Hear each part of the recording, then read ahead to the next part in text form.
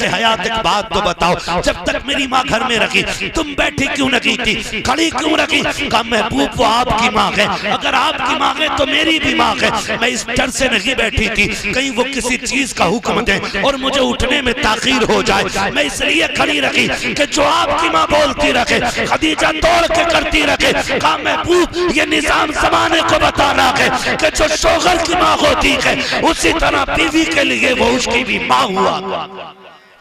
अल्लाह सुभान अल्लाह। और आज शोहर खुद कह रहा लेटी रहे तेरे सिर में दर्द है, अम्मा रोटी डाल दिए दो। शोहर नहीं ये दलाल है। हद हो गई भाई, हद हो, चापलूसी की भी हद हो। माँ बाप हजरत खदीजतुल कुबरा खड़ी रही, आज तो देख के खड़ी नहीं होती जनाब। और कंडीशन कुछ बेगैरत घरानों की ऐसी है कि दुपट्टे भी सर पे नहीं रखती ससुर को देख के। और बहुएं कहती बड़े मियां कहां? बहुएं इसलिए बड़े मियां कह रही हैं क्योंकि बेटा खुद कह रहा ना हाजी जी कहां, अपने अब्बा को प्रधान मुखिया हाजी जी अब्बा कहते हुए इसकी जबान टूट रही है। नसीब वाले जिनके सर पे बाप का साया होता है, नसीब वाले, मुकद्दरों वाले जिनके सर पे ममता का आंचल होता है। प्रधानी कह रहे हो, हज्जन कह रहे, माँ कहा करो माँ। अल्लाह ने इस लफ्ज में इतना सुकून रखा है कि जब चोट लगती है ना तो पहला लफ्ज माँ निकलता है। कभी बच्चों को देखो, बाप की गोद में होगा चोट लग जाए तो कहेगा अम्मा। क्यों? क्योंकि अल्लाह ने इस लफ्ज में मिठास भी रखी है और सुकून भी रखा है।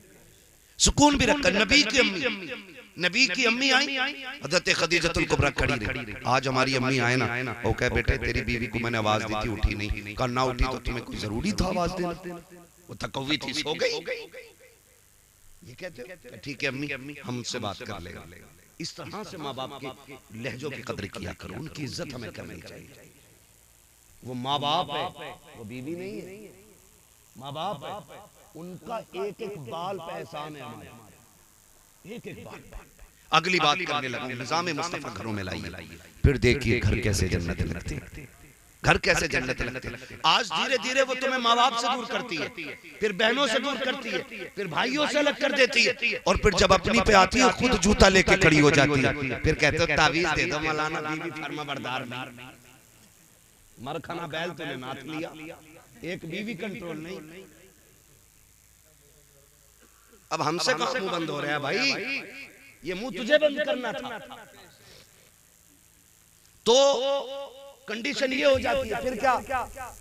फिर तो आ रहा थक के, वो कह रहा पानी लाइए जरा, कह रही पी लो, मैं कौन सी ठाली थी सुबह से, तुम्हें क्या लग रहा है मैं खाली बैठी थी?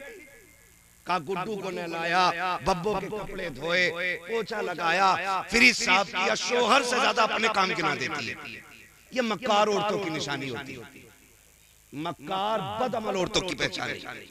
जो फर्माबरदार होती है ना, शोहर की पहली आवाज पर दौड़ जाती है। पहली आवाज, शोहर थक के आया, खुद बीमार होकर पड़ गई।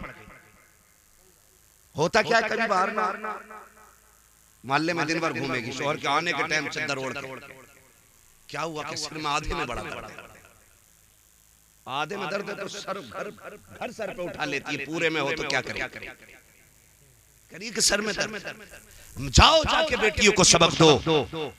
घर ऐसे नहीं चला, घर ऐसा चला करते हैं, शोहर थक के आए ना बिस्मिल्लाह पढ़ के उठ, गिलास पानी का लेके बगैर कह जाके खड़ी हो जा। तुझे नहीं पता जब तू उसे मुस्कुरा के देखेगी, वो तुझे मुस्कुरा के देखेगा, अल्लाह दोनों के सारे गुनाह माफ फरमा देगा। सारे गुनाह बख्श दिए जाते हैं। वो तो निहायत सस्ता सौदा बेच रहे हैं जन्नत का। हम मुफलिस का मोल चुकाएं, अपना हाथ ही खाली, अपना हाथ ही खाली है। इतनी आसान भी है जन्नत, लेकिन घर को जहन्नम बना रखा है। अगर कह दिया मेरे लिए ऐसा जोड़ा लाना जैसे अच्छन की बीबी ने पहन रखा था, अगर वो वैसा जोड़ा ना लाया फेंक देती है, फेंक कह के मैंने अपने बाप के घर कभी ऐसा नहीं पहना। जाओ जाके बेटियों को पढ़ाओ कि बाप के घर जो तूने सोना पहना, चांदी पहना, हीरे जवाहरात जवाहिरात पहन लिए, कभी इसका तज़किरा तूने शोहर के घर नहीं करना जा करके। वो तुझे जिस हाल में रखे तुझे उस हाल में रहना है। तेरी बेटी नबी की बेटी से बड़ी नहीं है, तेरी बेटी मुस्तफा के घर दूल्हा बन के आने वाले, तेरा बेटा अली से बड़ा नहीं है, ज्यादा इतराने की जरूरत नहीं है। मुस्तफा को देखो, जब बेटी का रिश्ता किया था आका करीम ने कहा था फातिमा मैंने तेरे रिश्ते का फैसला अली के साथ कर दिया है। खातून जन्नत सैयदा तैयबा ताहिरा आबिदा ज़ाहिदा रक़िया तक़िया नक़िया सैयदा फातिमा ज़हरा आंखों में आंसू भर लाई थी। आका करीम ने कहा था फातिमा अली से बेहतर ज़मीन पे तेरे लिए मुझे कोई मर्द नजर नहीं आया, इसलिए मैंने तेरे लिए अली का इंतखाब किया है। अली गरीब जरूर है लेकिन अली नबी का भी प्यारा है, खुदा का भी प्यारा।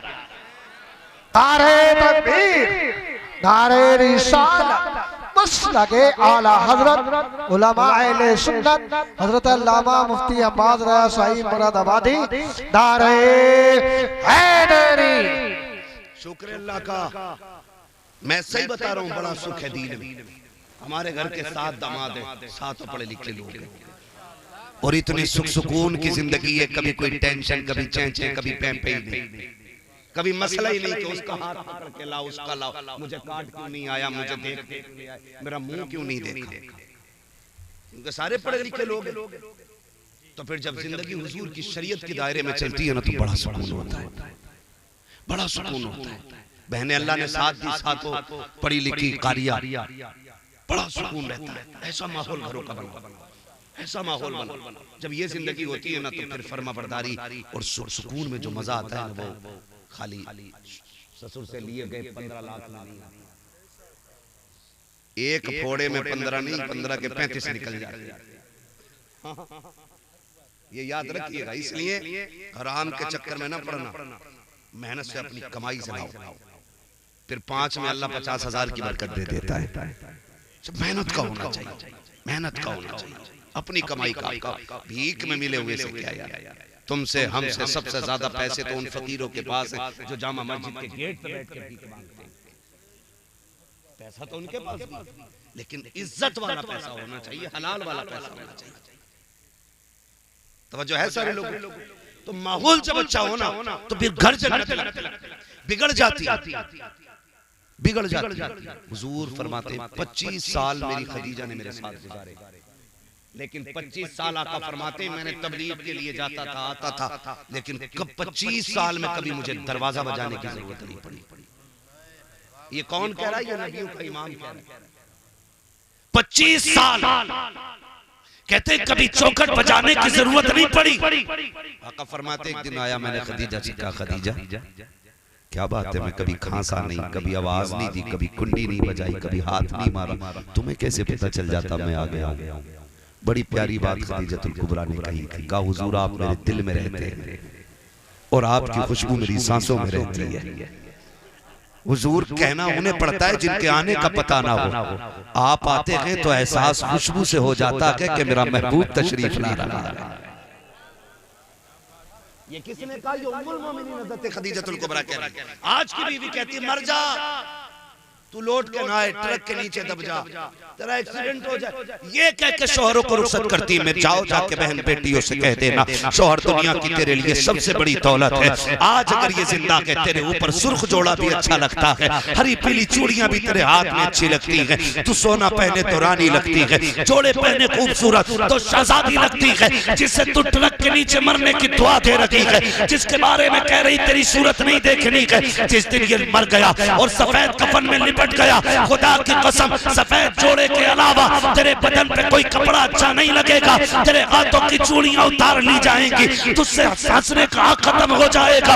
एक बेवा की जिंदगी क्या होती है? जा किसी बेवा से जाके पूछ, आज तुझे घमंड है अपनी जवानी पे, अपनी ताकत पे और अपनी इज्जत पे। सोच जिस दिन शोहर चला जाएगा कोई थूक के तेरी तरफ देखने के लिए तैयार नहीं होगा, कोई तुझे 2 वक्त की रोटी देने के लिए तैयार नहीं होगा।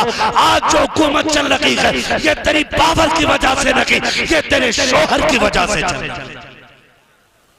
इसलिए जाओ जाके बेटियों से कह देना कभी शोहर की मौत ना मांगना, मौत ना मांगना।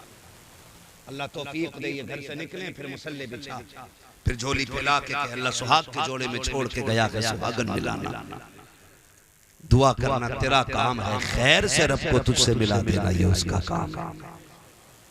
ये जाके तालीम हमें बच्चों को देनी है। हज़रत खदीजतुल कुबरा की जिंदगी आप देखिए। कई बार ना मैं अभी कुछ दिन पहले ये खबर चली थी कि किसी शख्स का एक्सीडेंट हुआ, बड़ा पैसे वाला था, दुनिया बड़ी मतलब ये भी याद रखना।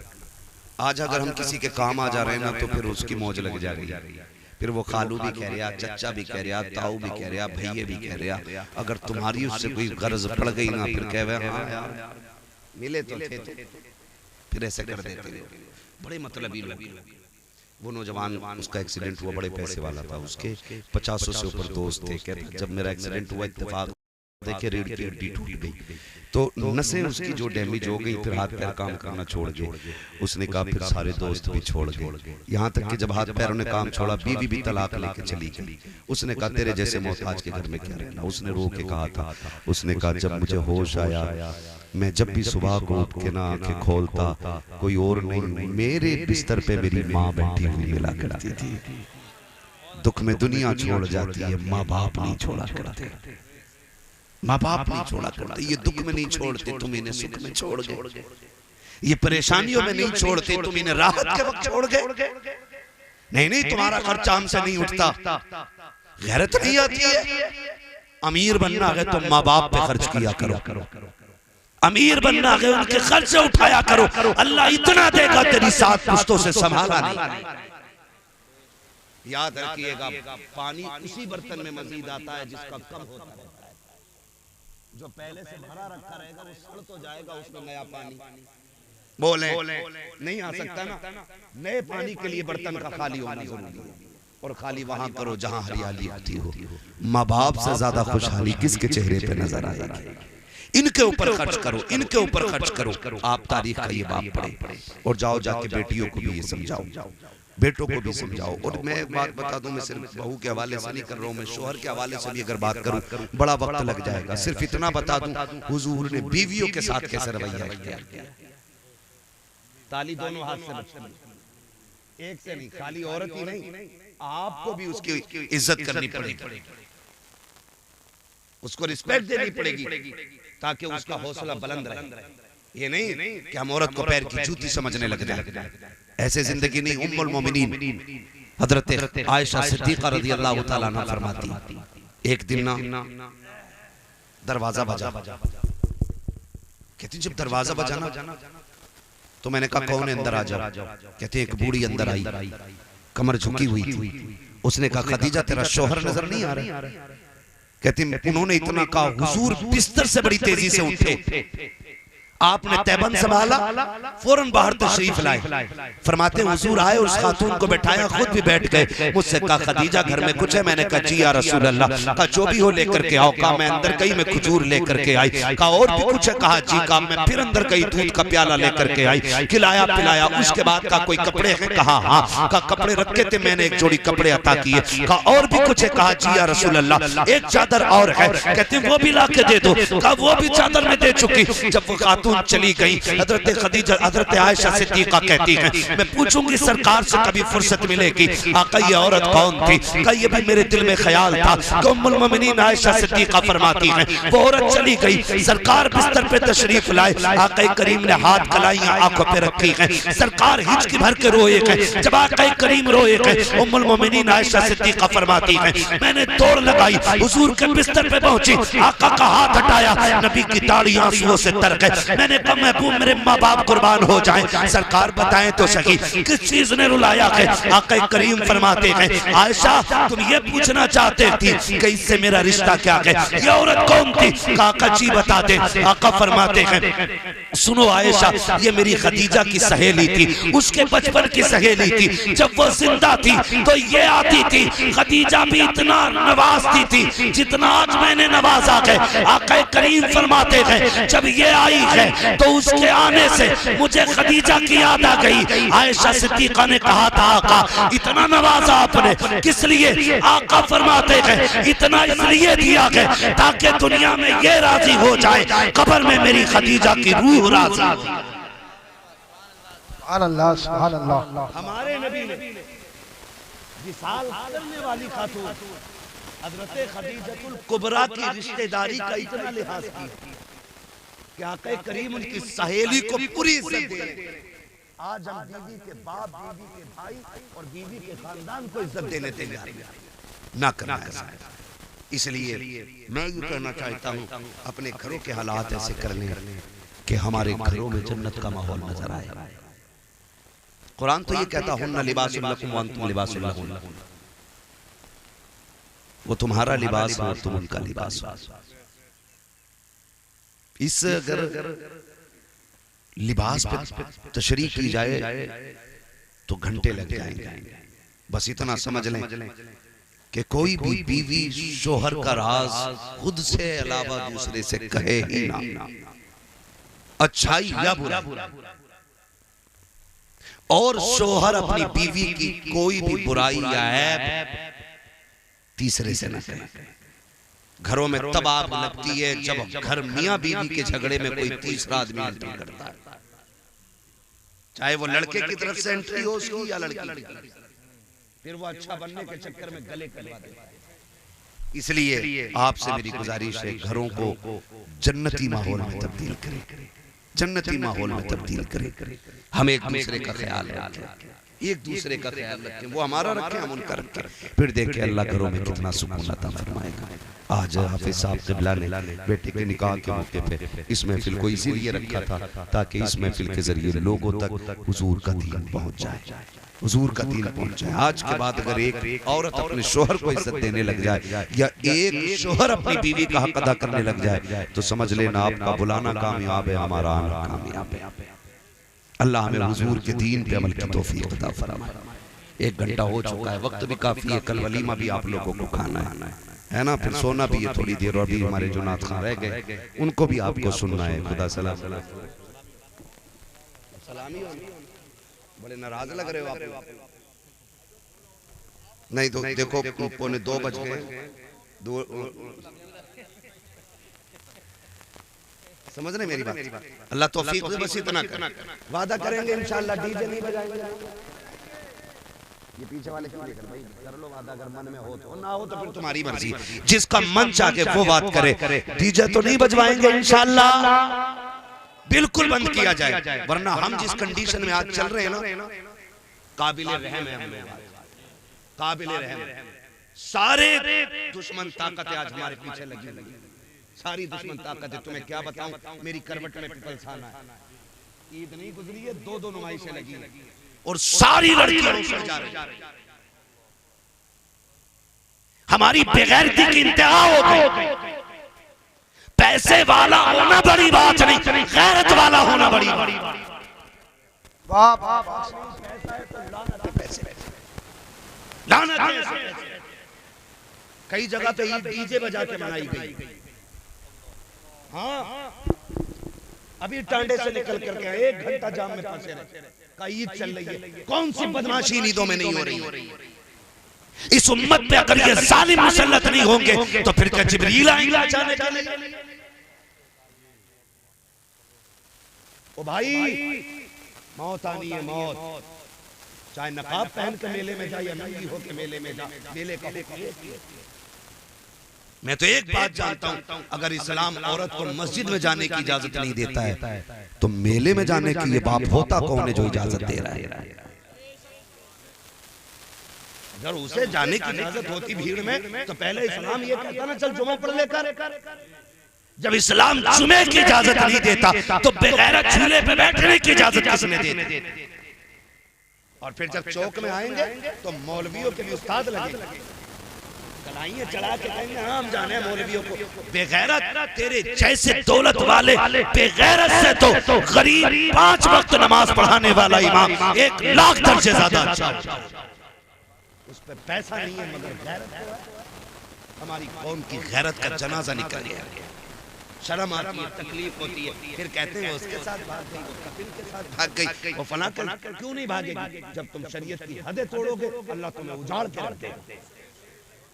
याद रखिए, ये जुमले ना समझना, ये कड़वी सच्चाई है। उसके दीन से खेलोगे वो तुम्हारी नस्लें उजाड़ देगा। और कोई माई का लाल ऐसा पैदा नहीं हुआ जो खुदा से सामने से झगड़ा हो। समझ रहे हो? डरें अल्लाह के अज़ाब से, बदले अपने तरीके को, वादा करें इंशाअल्लाह कभी डीजे बजेगा तो देखेंगे भी नहीं जाकर। हालात ये ऐसे ऐसे गंदे गाने चल रहे हैं कि आदमी मर्दों को तो गैरत आ जाती है, जो बहन के सामने डीजे बजवा रहा है उस बेगैरत को गैरत नहीं आ रही, नहीं होनी चाहिए। अल्लाह तौफीक दे, फितनों से निकले। खुदा सबको बेटे दे, उनके सेहरे बंदे और उनकी शादियां हों, बातें हुजूर की होने लग जाएं, फिर तज़किरे फरिश्तों में भी हों, रब अर्शों पे तज़किरे करे। फिर देखें इंशाअल्लाह अगर सुन्नत के मुताबिक हमने निकाह अपने आसान कर लिया और हुजूर की महफिलें सजा दी तो हो सकता है हमारी 5000 बारात के खाने का तज़किरा वहां ना हो, हुजूर की 4 नातें सुनाने और सुनने वालों का तज़किरा होने लग जाएगा। ये करेंगे इंशाअल्लाह। वो बदले थोड़ा सा अपने आप में, याद रखिएगा अब जमीन तंग होती जा रही है, इतनी तंग हो गई है हम लोगों की जमीन कि अब पैर अगला रखने की जगह नहीं। डॉक्टर इकबाल ने आज के लिए कहा था, न संभलोगे तो मिट जाओगे हिंदी मुसलमानों, तुम्हारी दास्तां तक भी न होगी दास्तानों में। अभी वक्त के दिल के हवाले से उसके साथ कह रहे है हवा, पता है किस कंडीशन में हम खड़े, जगहें नहीं मिलेंगी दफन होने के लिए, अपनों के कब्रों पे फाता पढ़ने की जगह नहीं मिलेगी। वो दौर आ रहा हम लोगों को, सजदे करने के लिए मस्जिद नहीं मिलेगी। आज वक्त है अल्लाह को राजी कर ले, आज वक्त है कोशिश करें हमारा रब राजी हो जाए। अगर वो राजी हो जाता है ना, फिर 313 को हजारों पे फतह अता फरमा देता है। ये उसी का काम है कामयाबी देना, उसी का काम है। वो इज्जतों का मालिक भी है, जिल्लत भी उसी की कुदरत में। जिसे चाहे इज्जतों से नवाज दे, जिसे चाहे जलील कर दे, वो इज्जत जिल्लत का मालिक है। इसलिए मेरे अजीज हम अपने रब को मनाने की कोशिश करेंगे इंशाअल्लाह। और याद रखिएगा जिन घरों के उसूल तरीके अच्छे होते हैं उन घरों की आने वाली नस्लें अच्छी होती हैं। मैं अक्सर एक बात कहता हूँ, जमीन अच्छी होती है तो फसल अच्छी होती है, माएँ अच्छी होती हैं तो नस्ल अच्छी होती है। ऐसा माहौल बनाइए, दीन वाला माहौल, शरीयत वाला माहौल। मैं आपसे ये नहीं कह रहा आप मुसल्ला लेकर मस्जिद में जाएं, मैं आपसे ये नहीं कह रहा आप तस्बीह गले में टांगे रखें, लेकिन इतना कह रहा हूँ कि चलते वक्त ये सोच लिया करो ये चलना हुजूर को पसंद है कि नहीं, ये लेटना हुजूर को पसंद है कि नहीं। हम जो ये गाली दे रहे हैं सामने वाले को, इससे अल्लाह राजी होगा कि नाराज होगा? 2 मिनट लगेंगे, जबान बंद कर लोगे, बड़े गुनाह से बच जाओ। हमें बस इतना करना, अल्लाह हमें हुजूर के दीन पे अमल की तौफीक अता फरमाए और अल्लाह हमें हुजूर की शरीयत पर पाबंदी के साथ कामज़ब रहने की तौफीक अता फरमाए। फरमाया गया लक़द कान लकुम फ़ी रसूलिल्लाहि उस्वतुन हसना, मेरे महबूब की जिंदगी आपके लिए बेहतरीन नमूना है। हुजूर की 63 साल जिंदगी पूरी कायनात के जीने के लिए काफी नहीं बल्कि बहुत ज्यादा है। हुजूर के किरदार को देखे, हम तो मगरिब को देख रहे हैं, हम तो पश्चिम की रहने वाली मखलूक को देख के नंगे हो गए, कपड़े उतर गए। नहीं, खुदा की केला वही अच्छा लगता है जो छिलके में होता है। नंगे फलों पे मक्खियां बैठा करती हैं। बहन बेटियों से कहो नकाब में रहो, औरत उतनी ही अच्छी लगती है जितने ज्यादा पर्दे में रहा करती है। ठीक है ना? ये उसूल बड़े मुश्किल होते हैं, बड़े मजबूत भी होता है। ये यहाँ आके बंदा फंस जाता, पर्दे के मसले पे आके बंदा बड़ा मुश्किल हो जाता, बड़ा मुश्किल हो जाता। लेकिन अमल करें, फिर देखें अल्लाह इसके सिले में जन्नत अता फरमाता है। मैं झूठ नहीं बोल रहा हूँ, ये मेरे बहनों ही, इन्होंने मेरी सिर्फ उस बहन को देखा जो इनके निकाह में, मेरी 7 बहनों में से सिर्फ उसको देखा जो इनके निकाह में, उसके अलावा किसी दूसरी को आज तक देखा नहीं, क्योंकि सारी पर्दा करती है। और ये हर दामाद का मसला है, ये नहीं कि सिर्फ इन्हीं का मसला। ऐसा अमल करो, खुदा की कसम बहन बेटी कब्र में जाएगी ना तो सिर्फ उसकी कब्र जन्नत नहीं बनेगी, उसके सदक़े में अल्लाह हम सब की कब्र जन्नत बना देगा। करेंगे इंशाअल्लाह। और कोई बड़ी बात नहीं है हुजूर के दीन के लिए। हाँ, कुछ दिन झगड़े होते हैं, कुछ दिन लोग बातें करते हैं कि नहीं उनके यहाँ तो मेहमान को इज्जत नहीं मिलती, उनके यहाँ तो बाहर बैठाया जाता है, उनके यहाँ तो पानी नहीं मिलता, उनके यहाँ नहीं जाना। कुछ दिन बातें होंगी, लेकिन हमें दुनिया से क्या मतलब है, हमें तो अपने रब रसूल से मतलब है ना। हाँ, मगर फिर समझ में आ जाता धीरे धीरे, फिर लोग समझ जाते हैं शरीयत क्या है, तबीयत क्या है। ठीक है ना? करेंगे इंशाअल्लाह ऐसा। ज्यादा से ज्यादा कोशिश ये करें कि एहतियात आ जाए, मैं समझता हूँ एकदम इतना पक्का पर्दा तो नहीं हो सकता है, लेकिन धीरे धीरे एहतियात करेंगे ना तो हर घर के अंदर कनीज़े फातिमा ज़हरा नजर आने लग जाएगा। हर घर के अंदर कनीज़े फातिमा ज़हरा, ठीक है ना। जिस तरह देखो दाढ़ी जो नहीं रखते ना उनसे को रख लेगा, थोड़ी सी बड़ी हुई तो खुजाट हो जाएगा। हाँ, जो टोपी नहीं ओढ़ते जुमे जुमे के दिन ओढ़े तो रकात पढ़ के ना ऐसा होता है गर्मी लगने लगा।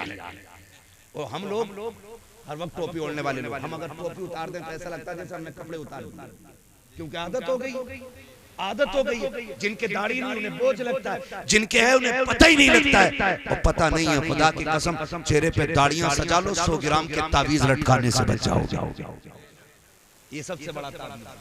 और इसके बारे में फरमाया गया कि दाढ़ी कब्र में लेके जाओ, फरिश्ते भी हया करते हैं। और फरमाया गया जिसके चेहरे पे दाढ़ी होती है ना, हुजूर उसे कब्र में देख के मुस्कुराने लग जाया करते हैं। और फिर जब हुजूर मुस्कुराए, यूं मुस्कुराए जान सी कलियों में पड़ गई, यूं लब कुशा हुए कि गुलिस्तान बना दिया। कोशिश करें अल्लाह हमारी कब्र को रोशन फरमा दे, कब्र को रोशन फरमा दे। अल्लाह हमारे घरों में शरीयत का माहौल पैदा फरमा दे, हमारी बहन बेटियों की निगाहों में गैरत पैदा फरमा दे, हमारे नस्लों में, हमारे भाइयों में अल्लाह गैरत और हया हमारी नस्लों को अल्लाह नसीब फरमा दे, हया अल्लाह हमारी नस्लों को नसीब फरमा दे। बस जो हुए गलत उनको माफ फरमाए रब कायनात। जिंदगी ने दिया साथ, फिर होगी मुलाकात, चमन रहा फूल खिलेंगे, जिंदगी रही फिर मिलेंगे, मुसाफिर हम भी मुसाफिर हो तुम भी, किसी मोड़ पर फिर मुलाकात होगी। सारे लोग कलमा शरीफ पढ़ लीजिए, ला इलाहा इल्लल्लाह मुहम्मदुर रसूलुल्लाह सल्लल्लाहु अलैहि वसल्लम। एक आध दो शेर पढ़ दो उसके बाद ये जलसे नूर जिंदाबाद पाइंदाबाद हाफिज साहब जिन्होंने इस महफिल को सजाया, अल्लाह इनकी नस्लों को सलामत रखे। और हमारे जिस भाई वसीम भाई का निकाह हुआ, अल्लाह उनकी आने वाली नस्लों में सबको मुस्तफ़ा का आशिक बना दे, हुजूर के दीन का सच्चा दाई बना दे। सारे लोग मेरे साथ इस्तग़फ़ार पढ़ लें। अस्तग़फ़िरुल्लाह रब्बी मिन कुल्लि ज़ंबिन व अतूबु इलैहि व मा अलैना इल्लल बलाग। अस्सलामु अलैकुम व रहमतुल्लाहि व बरकातुहू।